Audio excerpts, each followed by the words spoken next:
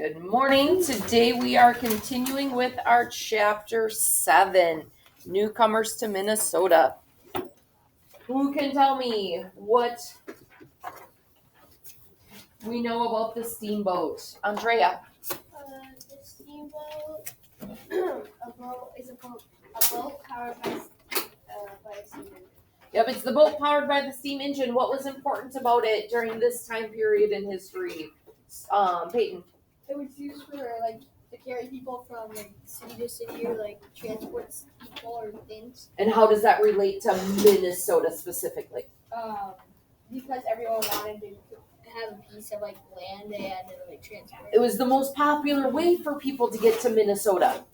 Okay, it was the quickest way. We learned about the ox cart that took 30 to 40 days for them to go from northern Minnesota down to St. Paul. That's a long time to have to ride in a cart.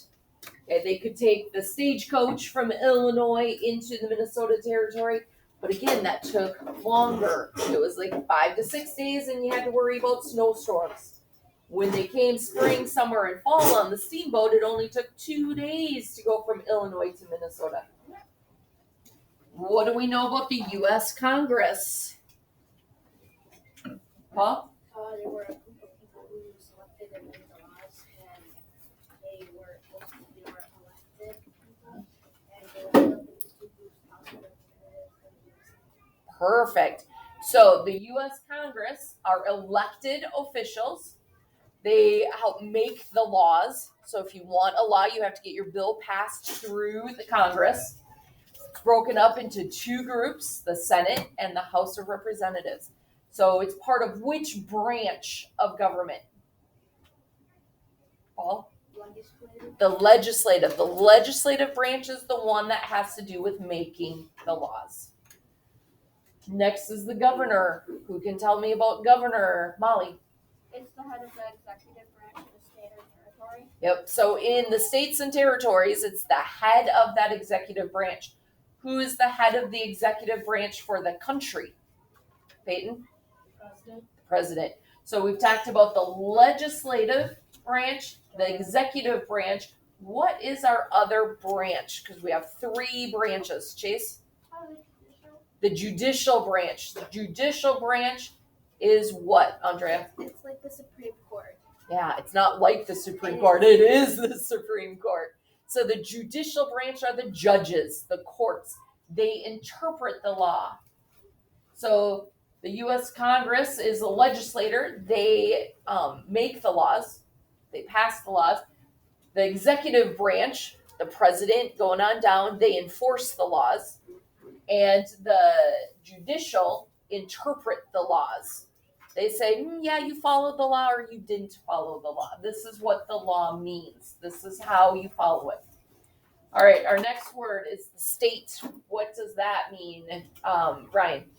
A state is a geographic area with boundaries, resistance, and residents, and government with a constitution and laws. Yep, so it's that geographic area that it has boundaries to it, so you know where that state begins and where it ends. There are residents that live in it. It's not just empty space. And they have their constitution. So they have their own governing body in the state. Who can tell me about immigrants? Peyton? Someone from a different country that travels and goes to live in another country. If it's somebody coming from a different country that's coming to live here. So they're not just coming to visit. An immigrant is somebody who's moving their home. They're coming to live in a new country. What about recruiters?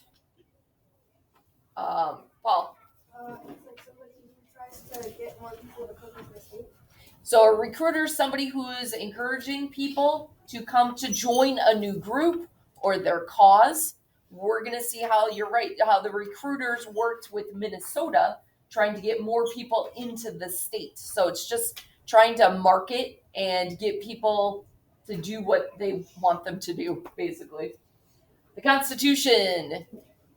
Ryan. A written document outlining how the government of a state or a country is organized. It's that written document saying this is how we're going to run our state, this is how we're going to run the country. So it's that written document so you can refer back to it. So the judicial branch can say, no, the Constitution says this is what it means. And the last one, federalism. What does federalism mean? What type of government do we have? What does federalism mean? Is it just the president in charge? Paul? Is the federal government? What does federal government mean? Because federalism, remember, has the federal government, which means the national government, the country, has some power. And who do they share the power with, Paul?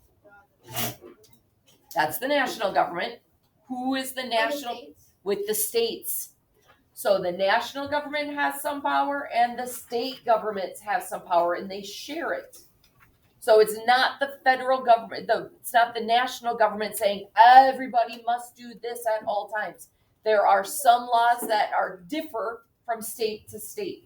Because our country is so big, different states have different needs. They have different laws.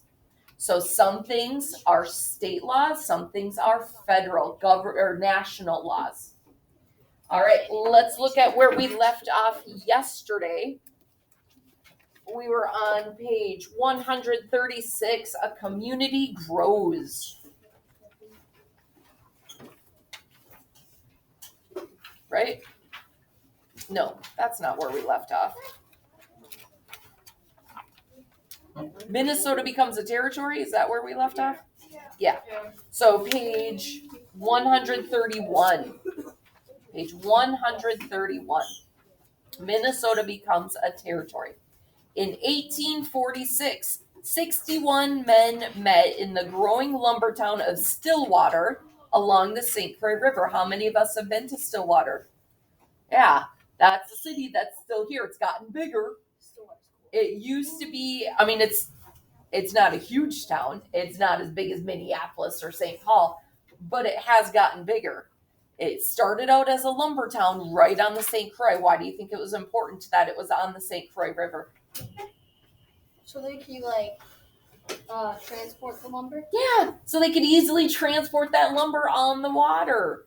Andrea? They could use the power from the river to power. They could use power from the river to help power their equipment. Yep. All right, so women were not yet allowed to vote because it was a long time ago. Thank goodness things are better now because we realize equality. The men agreed to send a delegate or representative to Washington, D.C. Successful fur trader Henry Sibley from Mendota was chosen. He would go to the U.S. Congress and request a new territory called Minnesota be created. If approved, a governor would be appointed to lead the territory. Did we learn about the governor in the last chapter? Who remembers who's the first governor of the territory? Oh, no looking. Who remembers? Chase? Ramsey, because remember, Ramsey County is where St. Paul is. Very good. Anna? The citizens would be able to elect representatives to a territorial legislature that would make laws for Minnesota. They would also be allowed to create their own judicial courts that would decide whether people had broken those laws. Becoming a territory was the first step to becoming a state. Do all territories become a state? Not necessarily. We have territories right now that are not states, and I don't know if they ever will become a state because they're a sovereign nation. They're still governing themselves. The settlers had to wait about 6 months for Congress to answer their request. Members of Congress argued about where to draw the boundaries for the new territory. Finally, in the spring of 1849, Congress passed a law establishing Minnesota as a U.S. territory. Now the citizens could send an elected delegate to Congress. Again, Minnesotans chose Henry Sibley. Who remembers from the last chapter, what was Henry Sibley big into doing? He was a fur trader. He was a fur trader, and so he was involved with what from the last chapter? The Treaty of Mendota. Yeah, making those treaties. The Treaty of Mendota, he was a big person wanting those treaties because he wanted the fur traders to be taken care of. He was that businessman. He wanted to get their money back that they had lost. The territory's other important officer was a governor, but Minnesotans didn't get to choose him. The President of the United States did that. President Zachary Taylor appointed Alexander Ramsey. He lived in Pennsylvania, but he soon moved to Minnesota to serve as territorial governor. So, requirements for becoming a U.S. territory. In 1787, a federal law called the Northwest Ordinance set the process by which new public lands in the Northwest Territory would become territories and states. So, this is what had to happen for Minnesota to become a territory. The federal requirement was they must have a population of 5,000 adults. So remember when they were wanting lots of people to come into Minnesota? Part of it was because they wanted to become a territory. A group of people living in the region must elect a non-voting representative to the U.S. Congress and members to serve in a territorial legislature. The U.S. Congress must pass a law creating the territory. Meeting the requirement in Minnesota. Minnesota had 4,535 adults in 1849. And that was before those treaties of 1851. So those treaties were very important for them to be able to get more people to come in so they would have land for them. They wanted to become a territory, they needed land in order to get the people to become the territory. 61 men met in Stillwater in 1848 to elect Henry Sibley to represent them in Congress. These men also elected a territorial legislature. An act of Congress created Minnesota Territory on March 3rd, 1849.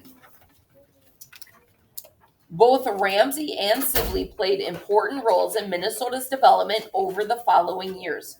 One of their goals was to get the Dakota to give up their lands in southern Minnesota. They achieved that goal in 1851 with the signing of the treaties of Traverse des Sioux and Mendota. So let's look at the blue box. Treaties for land in northern Minnesota. In the previous chapter, you learned about two important treaties between the Dakota and the U.S. government in 1851, one at Traverse des Sioux and the other at Mendota. These treaties opened up much of southern Minnesota for settlement. Americans were also eager to move into northern Minnesota, which was Ojibwe land. For this to happen, major land treaties would need to be signed by the U.S. government and the Ojibwe. In 1854, the Ojibwe ceded or turned over much of northeastern Minnesota to the U.S. government. So the treaties in 1851, those were with the Dakota. So now, a few years later, 1854, they're dealing with the Ojibwe, because the Ojibwe had the land up north. So now they're getting the rest of the land for Minnesota. Remember what we read yesterday about how the numbers kept jumping up, and up of the settlers in Minnesota? Jumped up in 1851, jumped up again in 1854 because they had all this more land.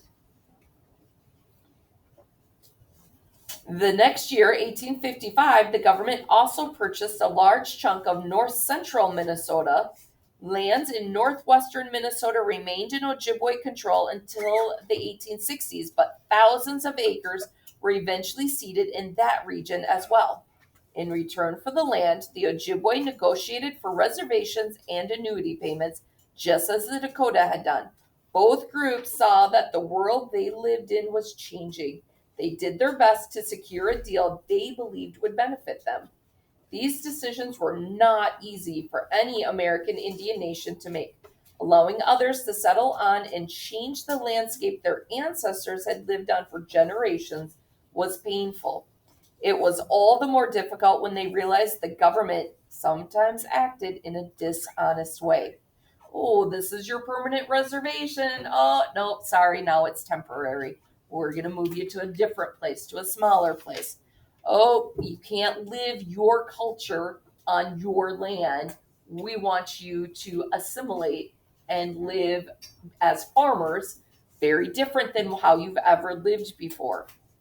In 1858, Ojibwe leader Flatmouth, or Ashkabakikauza, said, "When the treaty was written, I thought it was for the good of my people. You have explained it, and we understand it, but it has not been fulfilled. Flatmouth was upset because the U.S. government had paid fur traders, not the Ojibwe, the amount of money promised in the signed treaty. Remember with the Dakota, it was that third document that they had them sign saying, oh yeah, all that money that you're going to be paying us, that's going to go straight to the fur traders. They did the same thing with the Ojibwe. That, oh, yep, that money isn't going to you, it's going to the fur traders, so you don't have that money to buy food for the winter. There have been disagreements about the treaties over the years. Even so, many of the Ojibwe reservations created by the treaties of 1854 and 1855 still exist today. They include Grand Portage, Fond du Lac, Leech Lake, and White Earth. Turning point. In the 1851 treaties marked the beginning of a dramatic change in Minnesota's population. By 1852, European American settlers were starting to pour into the territory, even though the treaties said they were supposed to stay away until 1854. Remember, there were already 30,000 people coming in, and they had less than 5,000. So it's really starting to grow, even though they were supposed to wait. They began claiming land that they hoped to buy from the U.S. government when it became legal to do so. The government allowed settlers to move onto the land early because it was eager for Minnesota to have enough people to become a state. By trespassing on land that was still in the possession of Native people, both the government and the settlers were violating treaty obligations. These new arrivals, both men and women, came with high hopes and with plans to build lives in this new place. For many, their goal was owning their own land and being their own boss. The vast majority of them were from Europe and New England, where land ownership was associated with wealth and high status in society. Many of them had never before had such a good opportunity. They saw Minnesota as a place where people like themselves could finally become landowners. So that's yet another way that the treaties were violated.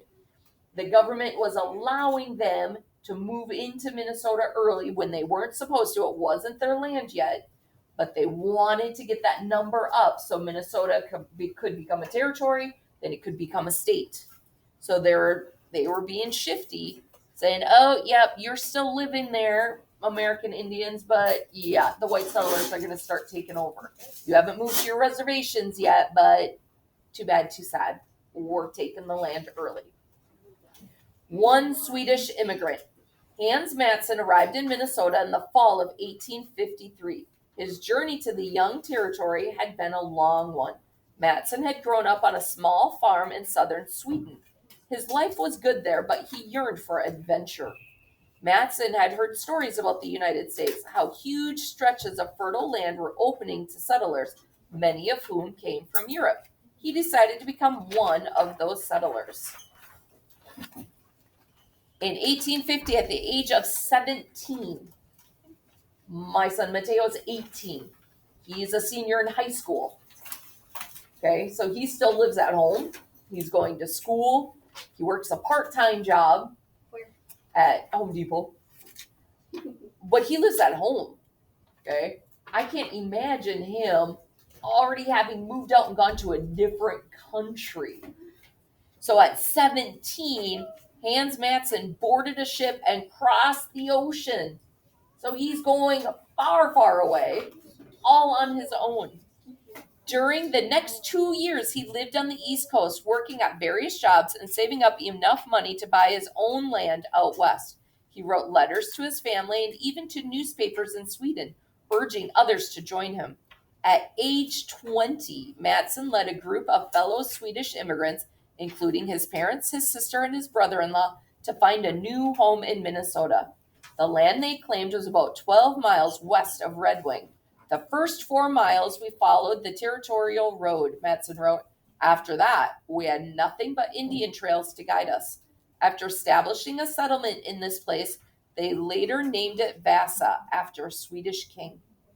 The first winter in Minnesota, Matson worked most of the winter in Red Wing, chopping firewood to fuel the stoves and engines of steamboats on the Mississippi River. In January 1854, he and his brother-in-law, S.I. Willard, decided to travel to the land they had claimed. They wanted to chop down some trees there so they would have enough logs to build a house in the spring. They set out with 2 other men and a team of horses pulling a sleigh. The weather was mild when they started, but overnight the temperature dropped. So think about the other day. We left for Carline, and it was gorgeous out. It was sunny. I didn't need my gloves on. People had their jackets off. It was really nice. I got home because I had to stop at the store. I worked after school. I had stopped at the store 3 hours later, and it was frigid cold. So in 3 hours, the temperatures already started dropping. By Tuesday night, it was already sub-zero temperatures. So it had been in the 40s at Carline, and just in those few hours overnight, it dropped to below zero. We couldn't go out for recess yesterday because it was so cold. So Minnesota weather can change like that. So the weather was mild when they started, but overnight the temperature dropped. Matson and the others learned how dangerous a Minnesota winter could be, how quickly things can change.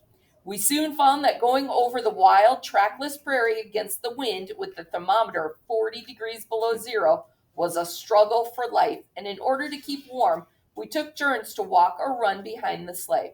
In taking his turn, Mr. Willard suddenly sat down in the snow and would not stir. We returned to him, and it required all our power of persuasion to make him take his seat in the sleigh again. He felt very comfortable, he said, and would soon catch up with us again if we only would have left him alone. If we had followed his advice, he never would have left his cold seat again.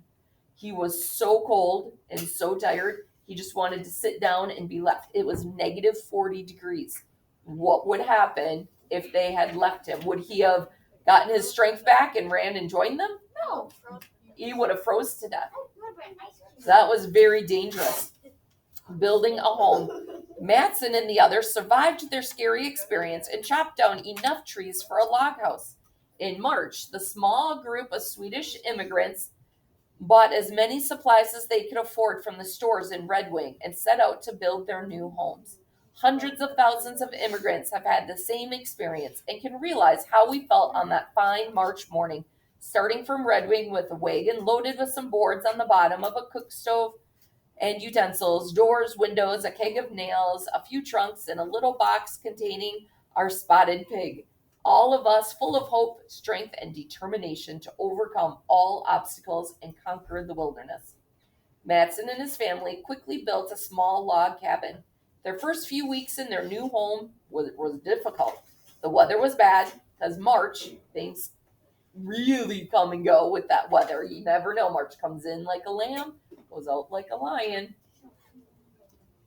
They could have gone back to Red Wing, but things weren't much better there. The town's store shelves were nearly empty after the long winter. In April, the ice finally broke up on the Mississippi River and steamboats began arriving with fresh supplies. Matson went to town, stocked up on smoked ham, flour, molasses, coffee, salt, and sugar, and carried the merchandise back to the little cabin. He and his fellow Swedes had survived their first winter in Minnesota. Surviving that first winter is the best. Okay, because then in the summer, they can do their farming and they can stock up on the food for the next winter. They're going to have that safe place to live. So once you get through that first hard winter, they can prepare for the next one. Attracting newcomers. This is where that recruiter comes in. The immigrants who came to Minnesota could have settled in any number of places. Why did they choose this place? Well, we all know Minnesota is just awesome. It's the most wonderful state in the Union. So, of course, they came to Minnesota. But what did they see? We know, because we live here, how great it is. What did these newcomers see? For one thing, they had heard good things about it. Many of the first newcomers to settle in Minnesota wrote letters to their friends and relatives back home. The letters often described Minnesota in glowing terms. A German immigrant named Wenzel Petrin sent a series of such letters to his aunt and uncle. Minnesota has a very healthy climate, he wrote. Beautiful country and natural scenery. Anytime you go up north, you see just how beautiful Minnesota is with the trees and the lakes. And with its clean, fresh air, it reminds me strongly of the northern part of Germany.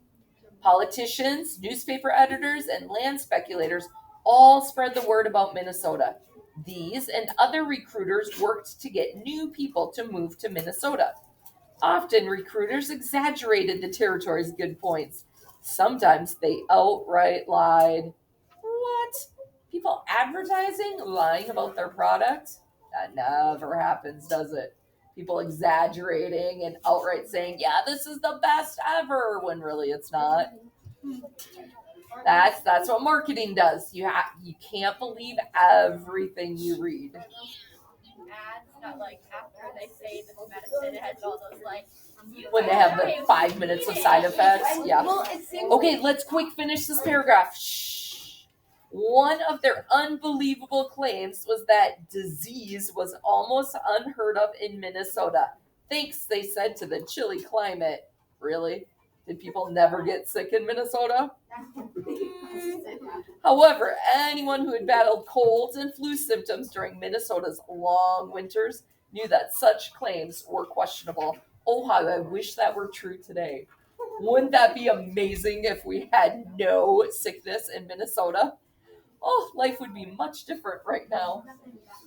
So, with that, let's think about what it is about Minnesota that they could have said that was truth. What do you think about Minnesota is amazing? Think about what life was like back in the 1850s, what life is like now.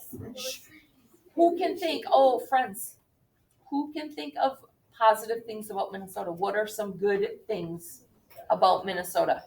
What might attract people? Paul? The people. People here are very nice. Okay, we have our Minnesota nice. People are respectful for the most part. I remember when my cousin came to visit, when I was about your age, we went for a walk on the trail by my house, and I was saying hi to people as I was passing them. And we would just nod and be like, oh, hi, morning. And then after we went a ways and I'd seen a few people and greeted them, she was like, wow, you know a lot of people. How do you know all these people? And I went, oh, I don't know them.